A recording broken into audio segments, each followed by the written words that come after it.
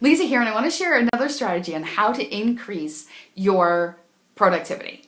And we're going to talk about the 6 levels of delegation. And so when you delegate something to someone, you can do it all the way down at level 1, which is go do this piece, come back and tell me what you've done, then go do this piece, come back and tell me what you've done, all the way to the end.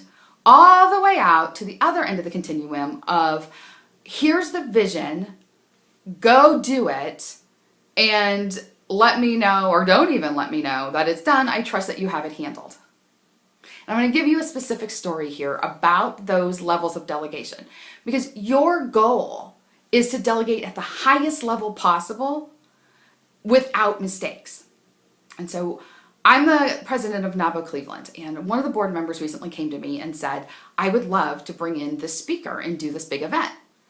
And my first impulse was, we can't do it. It's out of our budget. We aren't going to be able to fill the room that close to a holiday. And finally, most importantly, we don't have enough time to plan this whole thing. Luckily, I kept all of those thoughts in my head and I thought, okay, how can I delegate this out on a bigger level? And so instead of micromanaging it and saying either no, we can't, or yes, we can, but you have to do this and this and this and this and this, I delegated at the other end of the scale. And instead, what I shared with her was, come back to me with a plan on how you're going to raise the funds to pay for the speaker and get enough registrations that we fill a room, and we'll take it from there. And when she could bring that back to me, I was able to let the project go and let her run with it. And she did an amazing job. We just had the event and it was a huge success. And so you run the risk of really dampening someone's spirit and taking the fire right out of them when you delegate at too low of a level. You also run the risk of having a major flop if you delegate too high. So how do you figure it out? Part of it is know the people you're working with. In this case, this board member had already run a number of really successful events along the way. This was just what she's been doing on a bigger scale. And once she could share her plan with me, I was all for it.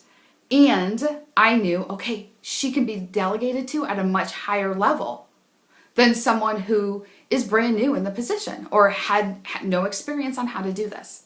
So your job is to figure out your people and where on the scale you can delegate to them. For more information about delegating, I encourage you to take a gander at my Delegate Like a Pro 90-minute masterclass.